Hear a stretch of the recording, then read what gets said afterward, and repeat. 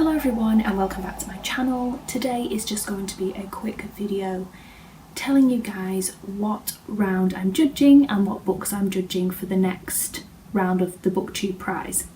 So I am judging the non-fiction Group B for the quarterfinals, and luckily I have managed to acquire all the books this time. I know it's quite late to do the announcement video because we're well underway with reading the books, but I had an essay due that I've only just handed in yesterday, so I am now able to dedicate my time to reading and hopefully relax a little bit. So I've literally just got in from work, so I decided to quickly film this so I could upload it, because this is technically the first day off from uni work, so I just wanted to get the ball rolling.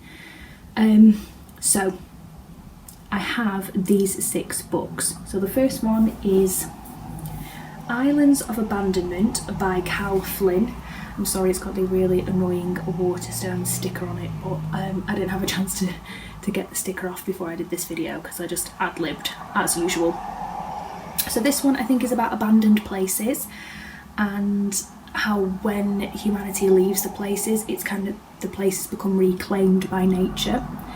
So I know that the author talks about Chernobyl or however people say it, Scottish Islands, Tanzanian mountains, so I think this one will be quite interesting. The non-fiction round for the Booktube prize tends to go into a certain number of categories. Nature books, which I think this might slightly be, are big and they are a large category. Then it tends to be biographies, autobiographies, memoirs. Then it tends to be I would say true crime, true events, and then kind of historical, political, social. And those kind of 4 main categories I see, and that the pattern I've seen emerging over the last few years of doing the prize. But I really enjoy doing the non-fiction judging rounds because I get to pick up fiction I never would have before, and sometimes I've had some real favourites pop out from non-fiction that I never would have picked up on my own.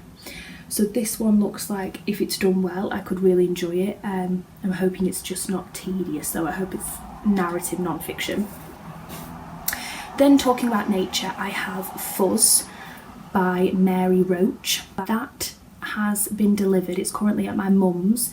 That is about laws around animals, I believe. It's meant to be about the legal system and how animals put on trial for things. I can't remember it. It had a very interesting premise.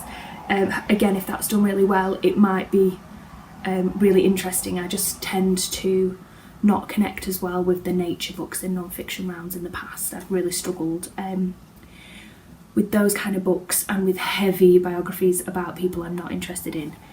No spoilers here, but the 2 I'm mentioning there are Entangled Life and Mozart, which I just didn't get on with. But if it's done well, she is a really well-regarded non-fiction author. She's written some books on really interesting topics with very interesting names. She tends to do one-word titles to discuss the topic, and she's discussed everything from the digestive tract of a human being to human cadavers and things like that. So this is an interesting one, and I'll be fascinated to see whether I like it or not. Another one that I think is waiting with my mum is American Baby by Gabrielle Glasser, and that is about the adoption process in America. So I'm really interested to read that because I think that will be something that I will be really interested in, and I think it could be a really interesting topic. I did see a few vlogs from the first round in which people mentioned that book was really interesting, so that's definitely on my radar.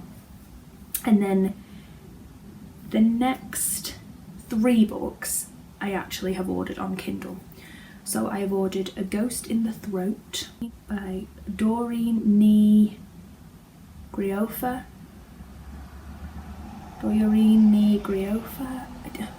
I really don't know how to say that name, and somebody mentioned it in a video I watched and it sounded really beautiful, but I'm really bad at pronunciation, and I'm just really sorry. So I think this is meant to be almost poetry. I think it's autobiographical, but apparently it's really, really short. I don't know much about it, but I think that'll be one to whiz through pretty quickly. Then I have Rebecca Donner's All the Frequent Troubles of Our Days, and that is a World War II non-fiction, I believe.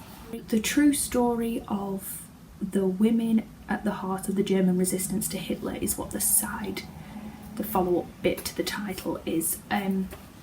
So that sounds interesting. I haven't really touched much World War II, fiction or non-fiction, in recent years because I kind of felt like there was an oversaturation of that in books.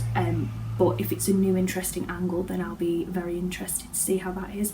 I am a history and English graduate, so I tend to enjoy histories in English, but I found in recent years I've also really enjoyed kind of true events, but also true crime as well, and a lot of thrillers and mysteries have really appealed to me in the last few years. So ironically, my favourite non-fiction is kind of true crime as opposed to historical non-fiction, but if it's done well, I'll love it. And then the last one is Scott Ellsworth's The Groundbreaking. The side title for this is The Tulsa Race Massacre and an American City's Search for Justice. Now that, to me, out of all of the 6, was the ding ding ding. If this is done really well, that will be my favourite, because again, like I mentioned, I'm a historical graduate. I'm fascinated, kind of, I would describe it as more social, political, cultural history as opposed to war history. So a lot of people are really fascinated by World War I, World War II and alliances and the political setup in that, and that's stuff I've studied and have really enjoyed. But I'm really interested in kind of people's history, society, culture. So I really love like histories on race relations in countries, and I've always loved American race history. I really want to read more about Indigenous history in America, but I've read a lot about Black African American history, and I'm really interested in things like apartheid in South Africa. I'm really interested in the history of LGBT identity in different cultures, in Western cultures and non-Western cultures, and women's rights and things like that. That kind of social history really interests me, so if this one's done really well, this will be a ding ding winner. I'm really interested with this round because it's quite an interesting mix of books, and I'm hoping that some of them might pleasantly surprise me. I'm really excited to judge this round, and I'll just catch up with you guys in my vlog when I've read them and reviewed them, and you can hear my thoughts there. So thank you guys so much for watching, and I'll be back with a video very soon. Bye now.